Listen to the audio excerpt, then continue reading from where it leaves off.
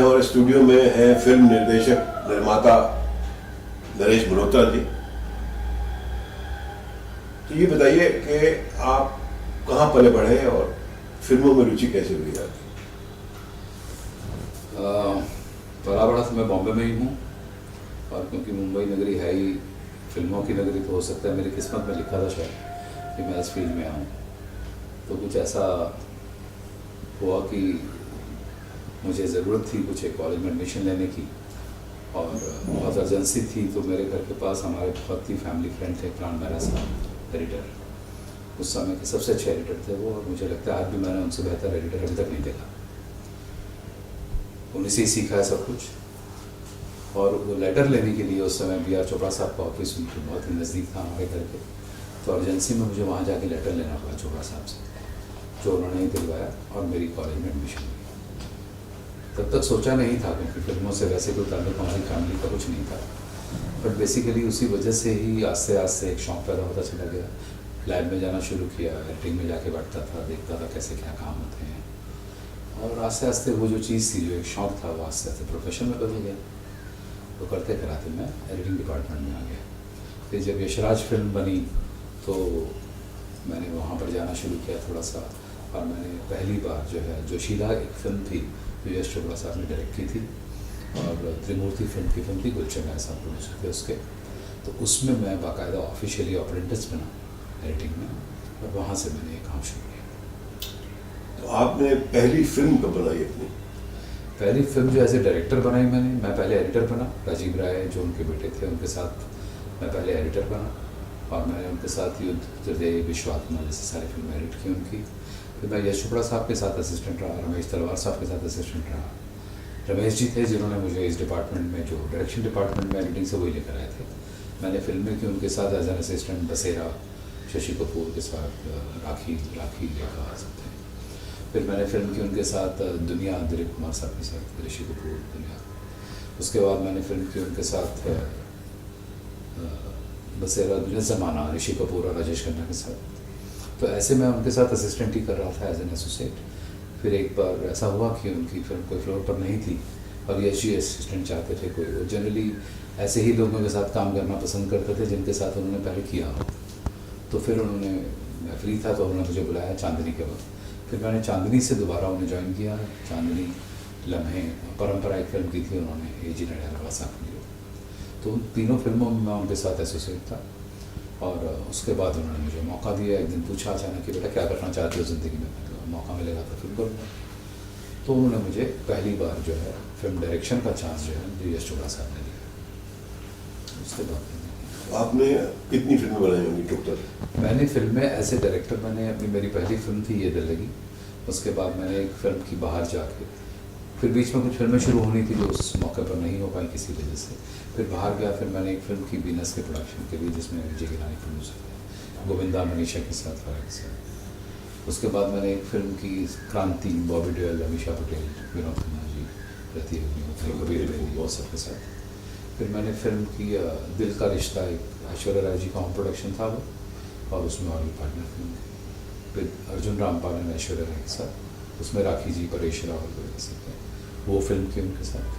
फिर मैंने अभी एक फिल्म की है रिसेंटली, अबाउट 2-2.5 साल हो गया उसको, बट अनफॉर्चुनेटली वो फिल्म बहुत बड़ी स्टारकास्ट फिल्म नहीं है, और प्रोड्यूसर जो हैं बाहर के थे, तो वो आसानी से किसी वजह से उसको रिलीज़ नहीं कर पाए। तो वो अभी भी करना चाह रहे हैं, बातचीत अभी भी चलती रहती है, तो हो सकता है इस साल या अगले साल के बिगिनिंग में कोई फिल्म रिलीज़ हो। तो आपने तो बहुत ज़माना देखा है, 70s से तो शुरू किया था आपने। आजकल ये कॉरपोरेट्स जो आ गए हैं बीच में फॉर रिलीजिंग, इससे क्या फ़र्क पड़ा है? कि पहले तो छोटे छोटे थिएटर होते थे, आजकल PVR और ये सब, इससे क्या फिल्म निर्माता को क्या समस्याएं आती हैं रिलीज करने में? फिल्म निर्माता के लिए अगर मैं सच कहूँ ना, तो ये वक्त जो फिल्मों का वक्त अभी है, जो दौर है, बहुत अच्छा है। अच्छा है इन सेंस कि आज अगर कोई पिक्चर चलती है तो आप देख ही रहे हैं किस किस्म का बिजनेस होता है। आज पहले एक थिएट्रिकल रिलीज़ होती थी, इसके अलावा और एक फॉरेन फिल्म रिलीज़ होती थी, दैट्स इट। या आप बहुत होगा तो आप TV पे दे देते थे अपने फिल्म। बट अब ज़रिए बहुत बन गए हैं पैसा कमाने के फिल्मों से। लेकिन at the same time problem ये हो गई है कि जो बड़े हाउसेस आए हैं, इनकी वजह से कुछ इस किस्म की दिक्कतें आ रही हैं कि हर आदमी फिल्म बना नहीं पा रहा। उसको फिल्म बना भी लेता है अगर, तो उसको रिलीज करनी बहुत मुश्किल होती है। जो प्रॉब्लम हॉलीवुड में हुई थी वो प्रॉब्लम आज हिंदुस्तान में भी है। तो वो पिक्चर जो रिलीज अगर नहीं कर पाते, जैसे कि मैंने अपना एग्जांपल दिया आपको कि एक फिल्म बनाई है, बहुत अच्छी फिल्म है, जिन्होंने देखी सबको बहुत अच्छी लगी, लेकिन रिलीज की समस्या आती है क्योंकि छोटी फिल्म में अगर आपने पिक्चर ही 4-5 करोड़ की बनाई हुई है अगर, तो वो पिक्चर जो है रिलीज करने के लिए उसके ऊपर 5 करोड़ कहाँ से खर्चा करें दोबारा, वो प्रोड्यूसर को बहुत दिक्कत आ रही है। पहले क्या होता था, आपके बैनर लग जाते थे, पेपरों में आप दे देते थे, लोगों को पता होता था, सबकी पब्लिसिटी का way of working was similar. अब क्या है, हर आदमी एक दूसरे से बढ़ चढ़ के कर रहा है, उसकी वजह से जो है वो मार्केटिंग वाले तो खूब पैसा कमा रहे हैं, लेकिन जो प्रोड्यूसर बेचारा फिल्म बनाता है उसके बदले कुछ नहीं पड़ता, क्योंकि फिल्म का बिजनेस ऐसा हो गया है कि अगर पहले 3 दिन 4 दिन हफ्ता फिल्म नहीं चलती तो पिक्चर खत्म हो जाती है, बिल्कुल जीरो हो जाती है। मंडे से फिल्म बिल्कुल जीरो हो जाती है। पहले कुछ भी कर करा के फिल्म थोड़ी बहुत चला के इतना हो जाता था कि पैसे पूरे हो जाते थे, कोई ऐसे बहुत लंबे चौड़े लॉसेस नहीं होते थे। अब यह है कि जितने की आपने फिल्म बनाई है अगर वो जीरो हो गई तो पूरे पैसे गए, आप समझ लो 100% पैसे चले जाते हैं। और वो दिक्कत जो है बहुत सारे प्रोड्यूसर जो इंडिविजुअल प्रोड्यूसर्स हैं जो फिल्में बनाना चाह रहे हैं वो नहीं बना पा रहे हैं बिकॉज ऑफ दिस प्रॉब्लम। और दूसरी प्रॉब्लम ये है कि पहले ज़माने में जैसे एक्टर थे वो पिक्चरें चाहे 1.5 साल में एक फिल्म बनती थी, लेकिन ये था कि 8-10 फिल्में इकट्ठी चल रही होती थी, एक एक्टर 10-12 फिल्में साथ में कर रहा होता था। और अगर आप पिक्चरें देखें पहले की भी तो ये नहीं लगता था कि भाई, अगर आप पुरानी फिल्में देखो तो ये नहीं लगता कि एक एक्टर ने पिक्चर 1.5 साल में खत्म की है। मुगले आजम जैसी फिल्म जो 16 साल में खत्म हुई है, आप मुझे कोई बंदा बता दे कि साहब मधुबाला उसमें बूढ़ी हो गई या दिलीप साहब जो है वो पहले कुछ और उम्र के थे, 15 साल बाद क्या उम्र के हो गए, कुछ भी नहीं, बिल्कुल भी नहीं लगता। पूरी फिल्म ज़्यादातर 2-2.5-3 साल में ही बनी थी, बट मेजरली जो उनके काफ़ी सारे सीक्वेंसेस जो काफ़ी गैप्स में हुए थे, बट उसके बावजूद वो फिल्म देखें अगर आप तो आज नहीं लगता बिल्कुल भी। बट ये था कि हाँ, जब फिल्में करते थे लोग तब बहुत सारे प्रोड्यूसरों का फायदा होता था, क्योंकि एक बड़ा एक्टर जब 10 फिल्में कर रहा है साथ में तो 10 प्रोड्यूसरों का फायदा हो रहा है, रेवेन्यू भी उसी तरीके से आता था। आज आप देखिए जिन एक्टरों की वजह से रेवेन्यू आता भी है तो प्रॉब्लम ये है कि एक बंदा साल में एक पिक्चर कर रहा है, कुछ एक्टर ऐसे हैं जो 2 साल में 3 साल में एक फिल्म करते हैं। तो जिन एक्टरों की वजह से रेवेन्यू आ सकता है बाहर से फिल्म इंडस्ट्री में और फिल्में बन सकती हैं, बेटर काम हो सकता है, वो आर्टिस्ट आज ज़्यादा काम ही नहीं करते हैं, क्योंकि उनके पास कमाने के जरिए बहुत हो गए। एक तो फिल्म से कमाई बहुत होती है, दूसरा ये है कि वो खुद प्रोड्यूसर्स हैं, अपनी फिल्में बना पा रहे हैं। तीसरी ये प्रॉब्लम है कि अब उनके पास भी जैसे फिल्मों के रेवेन्यू बहुत बन गए, एक्टर को कमाने के रेवेन्यू बहुत बन गए। आज इवेंट्स होते हैं सर, आज आप रिबन काटने जाते हैं पैसा मिलता है, डांस करने जाते हैं पैसा मिलता है, आप ओवरसीज में जाके शोज करते हैं पैसा मिलता है, कहीं छोटा मोटा भी कोई किसी के लिए अगर आप कोई काम करते हैं तो उसके भी आज आर्टिस्ट पैसा लेता है। तो टेलीविजन है, बहुत सारे ऐसे जरिए बन गए हैं, इसकी वजह से सबका पेट बहुत भर गया है। मुझे लगता है कभी कभी जैसे हम राइटरों के बारे में पहले कहते थे ना, लिरिक राइटर्स के बारे में या राइटरों के बारे में, भाई थैला उठा के झोला उठा के घूमता है बेचारा एक गरीब सा आदमी, तो मुझे ऐसा लगता है कि वो जो गरीबी तो अच्छी चीज़ डेफिनेटली नहीं है, लेकिन जो थोड़ी सी भूख थी ना वो जो ख़त्म हो गई है, और उस वजह से आज आप देखेंगे कि हर आदमी का पेट भरा हुआ है तो उसका नज़रिया बदल गया है ज़िंदगी के प्रति, काम के प्रति, हर चीज़ के प्रति। तो काम जितना होना चाहिए उतना नहीं होता, हो बहुत रहा है, लेकिन रेवेन्यू आने का जो एक साधन था जो बड़े एक्टरों से ज़्यादा आ सकता है इंडस्ट्री में, वो कम हो गया है। और जो कमा भी रहे हैं वो ज़्यादातर आर्टिस्ट कमाते हैं, या वही जो गिन चुन के 10 सक्सेसफुल लोग हैं वो कमाते हैं हर फील्ड में, चाहे वो डायरेक्टर हो, प्रोड्यूसर हो, आर्टिस्ट हो, कोई कैमरामैन हो, कोई साउंड रिकॉर्डिस्ट, तो वही जो 5, 7, 8, 10 आदमी हर जगह काम करते हैं। ग्रुपिज्म बहुत ज़्यादा हो गया है, उसी ग्रुप में वही लोग काम कर रहे होते हैं, तो अपॉर्चुनिटीज़ नहीं मिलती दूसरे लोगों को, एक्टरों के साथ काम करने की, अच्छे आर्टिस्टों के साथ काम करने की, बड़ी फिल्म बनाने की, तो वो बहुत मुश्किल हो गया। वो दिक्कत तो आई है डेफिनेटली। जो आपने कहा कि एक पहले हफ्ते में ही कमाई हो जाती है, पहला हफ्ता तो सर दूर हो गया, पहले 3 दिन में हो जाता है सब कुछ। आप बिलीव नहीं करेंगे, मैंने एक बार कोई किसी की फिल्म रिलीज हुई थी, मैं नाम नहीं लूंगा, लेकिन उसने बड़े कहा कि नरेश जी अब मेरी पिक्चर तो देखिए कम से कम क्या है। आप बिलीव नहीं करेंगे, पिक्चर फ्राइडे को रिलीज हुई थी और उसके सपोज टू बी एक सिनेमा में शोज चल रहे थे उसके हिसाब से कि हाँ भाई वहां पर शो है, आप देख लीजिए ना, यहाँ पर ये मल्टीप्लेक्स में सिटी मॉल में लगा हुआ है मेरी फिल्म है, लेकिन एक ही शो चल रहा है, तो आप जरा उस शो में अगर एडजस्ट कर सकें तो देख लीजिएगा। सर आप बिलीव नहीं करेंगे, वो शो वहाँ नहीं था और वो प्रोड्यूसर को पता नहीं था कि उसका शो नहीं है। थिएटर वाले आपकी पिक्चर उतार देते हैं और आपको इन्फॉर्मेशन तक नहीं होती उस बात की कि आपकी फिल्म नहीं चल रही। यह हालत हो गई है, और हफ्ता पूरा नहीं होता क्योंकि अब वो पार्टनर्स हैं, वो साथ के पार्टनर्स हैं, वो ये बात देखते हैं कि भैया हमारा शो चल रहा है, तो हमारा तो इस शो में कोई आदमी आता नहीं है, गिन चुन के 10 बंदे भी नहीं होते, तो हमारा ना समोसा बिक रहा है, ना कोल्ड ड्रिंक बिक रही है, ना जो गाड़ियाँ आगे पार्क होती हैं ना उसके पैसे निकल के आ रहे हैं। और इससे अच्छा तो मैं यार वो जो पिक्चर अच्छी हो या बुरी हो, उस एक्टर की पिक्चर है, वो कम से कम 25 बंदे तो आएंगे, वो आपकी पिक्चर उतार देते हैं, दूसरी लगा देते हैं। कोई फर्क नहीं पड़ता सर उसको, उसका पिक्चर से इमोशन तो है ही नहीं, उसने तो अपनी अमाउंट देखनी है सर। तो पहले पिक्चरें छोटे थिएटरों में लगती थी, लेकिन 25 साल 25 महीने 50 महीने चलते थे। तो आजकल टिकट भी बहुत महंगी है। पहले तो टिकट 5 रुपए 2.5 रुपए 1.25 रुपए की थी। तो जितने लोग पहले फिल्में देखते थे, आज उतने लोग फिल्में नहीं देखते, चाहे आप 100 करोड़। देखिए उसका रीज़न है जो आप कह रहे हैं, एक रीज़न ये है पैसों का। डेफिनेटली आज भी देखिए, आज पहले से देखिए, जिस ज़माने में 5, 10, 20, 25, 30 रुपए की टिकट मिलती थी, डेफिनेटली प्राइस वाइज वो चीज़ें बदल के वो जो 30 रुपए है ना, 30 रुपए नहीं रहा, वो 30 रुपए भी 125, 150 रुपए तक तो आ ही गया। पैसे की जो वैल्यू है, मैं पैसे की वैल्यू की बात कर रहा हूँ। लेकिन टिकटें जो 400 की खरीद सकता है, 700 की खरीद सकता है, 1000 की खरीद सकता है, वो देख रहा है फिल्म, क्योंकि उसको वो फैसिलिटीज़ भी मिल रही हैं जो पहले इतनी फैसिलिटीज़ नहीं मिलती थी। तो आपको थिएटर में जो चीज़ें खाने पीने को मिल रही हैं, आपकी सीट तक आपको प्रोवाइड किया जाता है, बाकायदा एक वेटर ला के आपको चीज़ें देता है, आपकी फैसिलिटी बेटर हो गई है, आपको रिक्लाइनिंग मिलता है जहाँ पर आप आराम से लेट के फिल्म देख सकते हैं। तो फैसिलिटीज़ भी मिली हैं, वैसे खर्चे भी थिएटर बनाने वालों ने वैसे किए हैं। इनकम जो एंटरटेनमेंट टैक्स है, बाकी चीज़ें हैं, वो भी साथ साथ बढ़ी हैं। वो भी सारे होता ही है कि सर एक जो छोटी फिल्म है जिसका शायद 2 करोड़ में, 5 करोड़ में, 7 करोड़ में आपने फिल्म बनाई है, उसका कंपटीशन भी होता उन्हीं फिल्मों से है जो 100 करोड़ की बनती है। तो it becomes very difficult for a producer to compete that, even for a director, क्योंकि उसके पास एक लिमिटेड बजट है। वो कहाँ से, अभी मुझे बजरंगी भाईजान बनानी है, मैं कैसे बनाऊँ?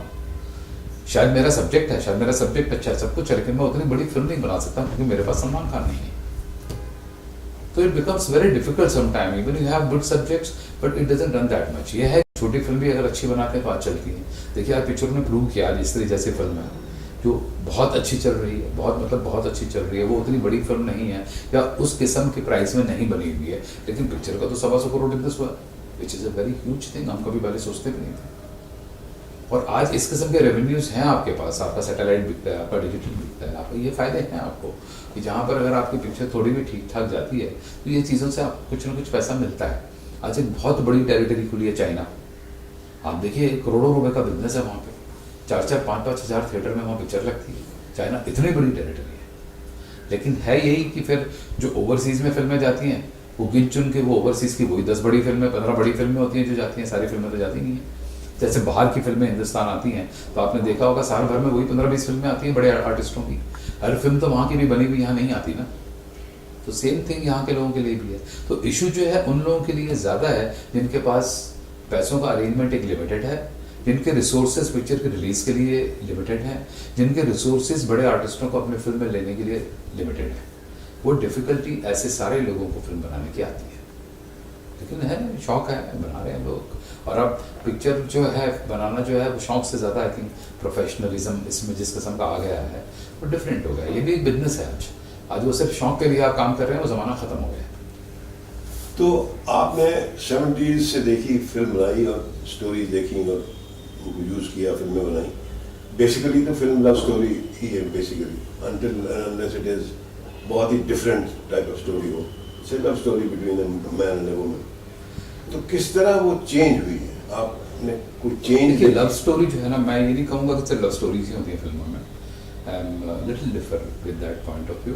बेसिकली क्योंकि कहानियाँ जो हैं पूरे वर्ल्ड में कुछ 7 किस्म की कहानियाँ हैं, रिलेशंस वही रहते हैं आपके, जैसा आपने कहा वो बिल्कुल सही है कि लड़का और लड़की का रिलेशन वही रहने वाला है, माँ बाप का बच्चे के साथ रिलेशन वही रहने वाला है, भाई बहन का रिलेशन सेम रहने वाला है, दोस्तों का रिलेशन सेम रहने वाला है, एक फैमिली रिलेशन सेम रहता है, चीज़ें वही होती हैं। हम जो लोगों के साथ चीज़ें बीतती हैं कि कोई एक्शन फिल्म बनाता है, कोई रिवेंज फिल्म बनाता है, कोई रिलेशनशिप की लव की फिल्म बनाता है, कोई भाई बहन के रिलेशन की फिल्म बनाता है, कोई दोस्तों के रिलेशनशिप पे बनाता है, कोई ट्रायंगल लव स्टोरी बनाता है कि एक ही लड़की से 2 लोग प्यार करते हैं, 3 लोग प्यार करते हैं और फाइनली लड़की ने तो किसी एक को चुनना, फिर उनमें जिस किस्म की मिसअंडरस्टैंडिंग्स होती हैं। तो कहानियाँ तो घूम घाम के सारी वहीं पर होती हैं। हाँ डेफिनेटली आज हालात ऐसे हो गए हैं, कंपटीशन इतना ज़्यादा बढ़ गया है आपकी छोटी स्क्रीन का बड़ी स्क्रीन के साथ। टीवी सर आपको घर बैठे देखने मिलता है, आराम से आप देख सकते हैं।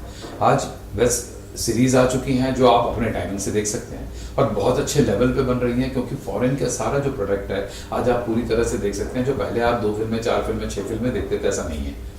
आज आप दुनिया की, और सिर्फ ये नहीं है कि आप यूएस की फिल्म देख रहे हैं, ऐसा भी नहीं है, आज आप दुनिया की हर जगह की कोई भी फिल्म किसी वक्त भी देख सकते हैं।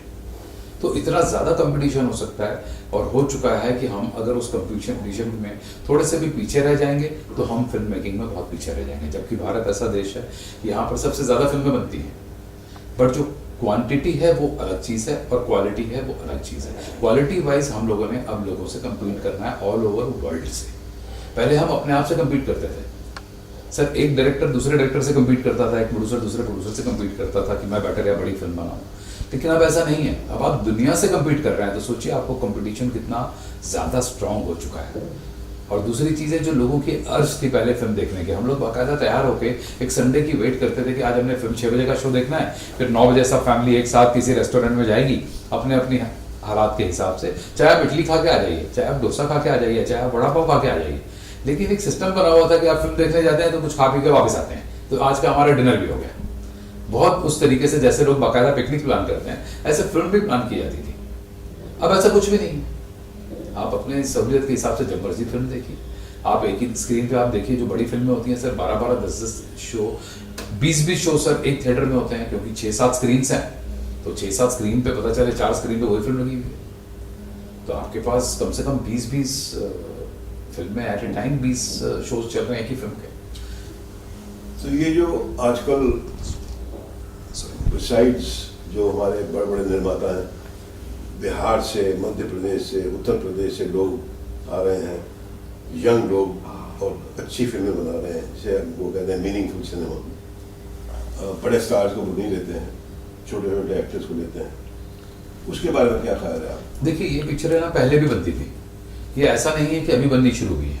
अगर आप देखें तो अपने टाइम पे कमर्शियल सिनेमा एक लोग कहते थे, जो बड़ी फिल्में या जिस किस्म की फिल्में बनती थी, और आपने नोटिस किया होगा उस ज़माने में कुछ फिल्मों को आर्ट फिल्म कहा जाता था, करेक्ट है? जैसे श्याम बेनेगल साहब हैं, इस किस्म के जो बहुत सारे कुछ और नाम हैं, आप जानते ही हैं सब।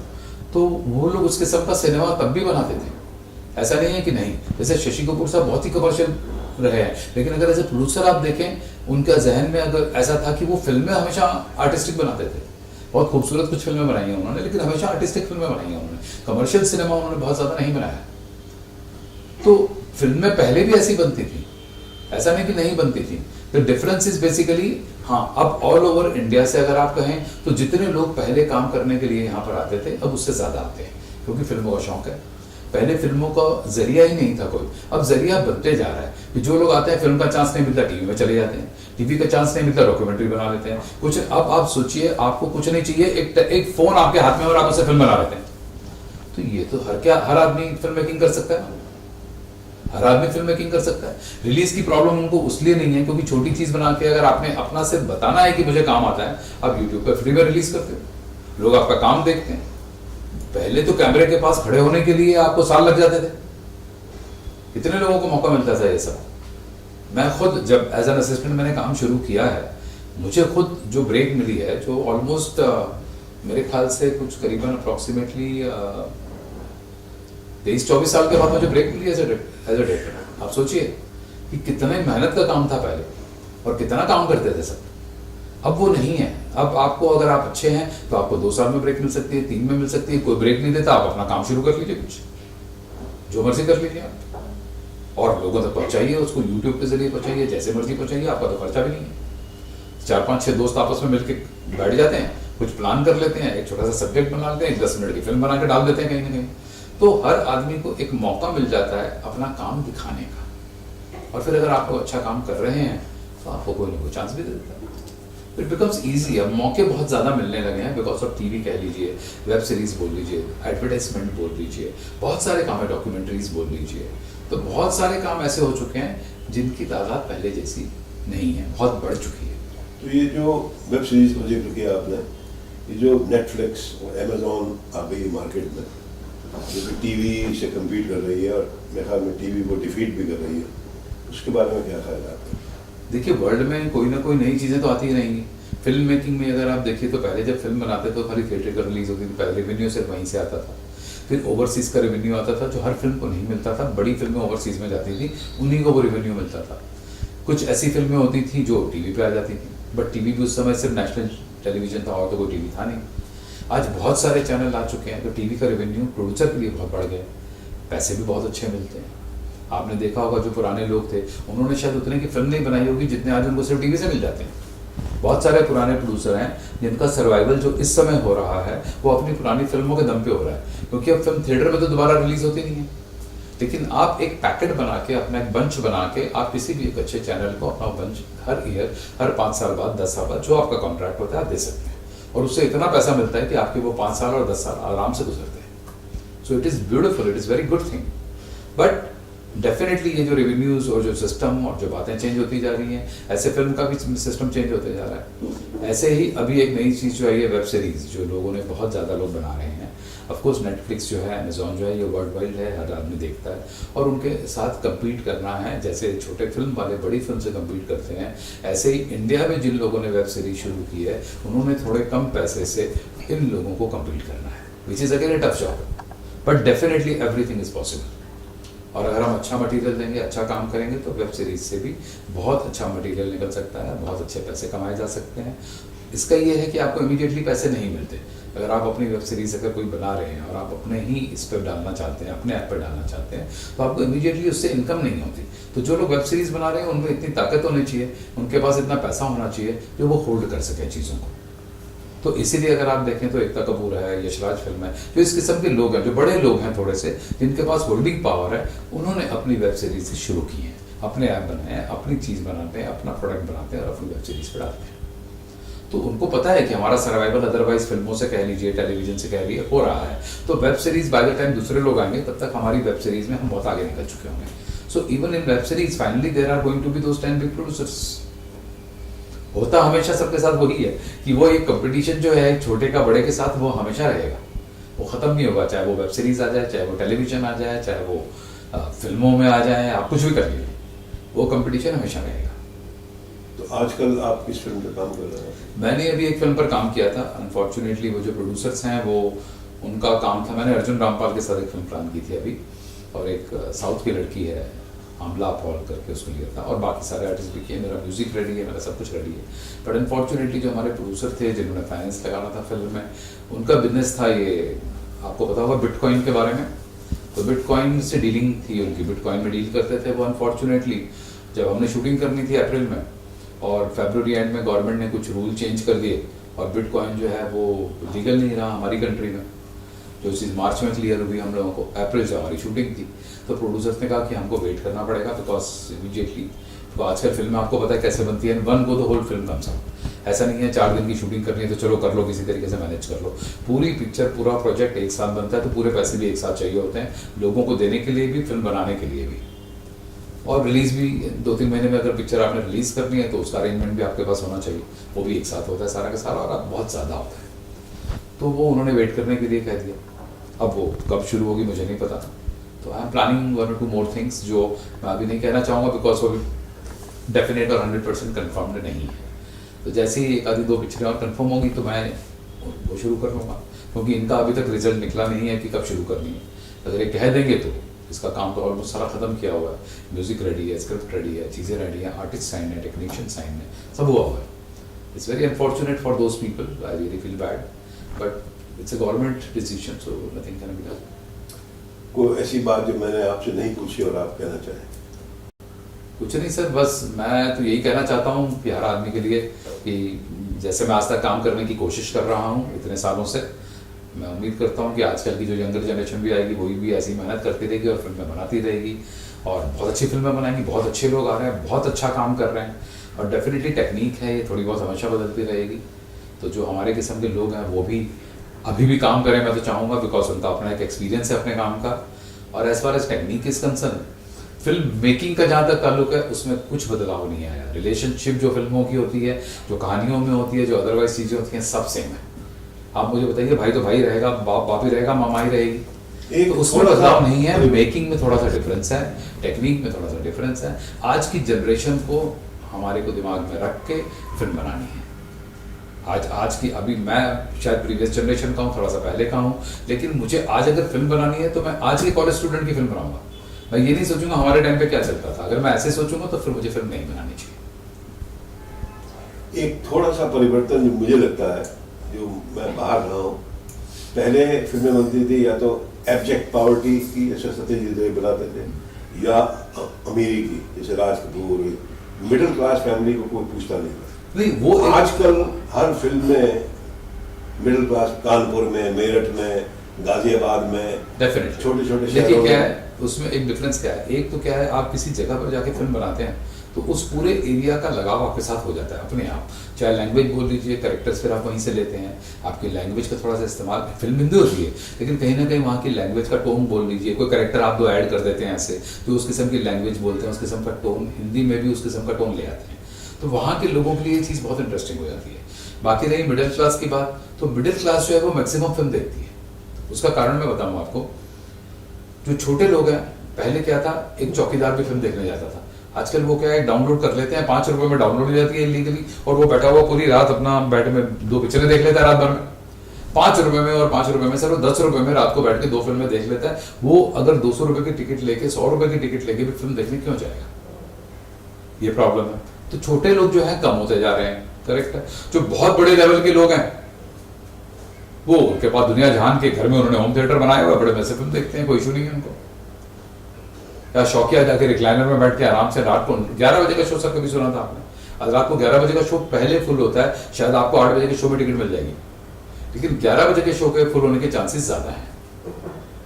तो सीजन, चीजें, बातें, माहौल बहुत बदल रहा है कंट्री का, इनकम वाइज बोल लीजिए लोगों का, बाकी चीजें बोल लीजिए। तो मिडिल क्लास की जो थिंकिंग है वो अभी तक यही है कि यार थिएटर में जाना है संडे को और फिल्म देखनी है, वो अभी भी वहां तक है।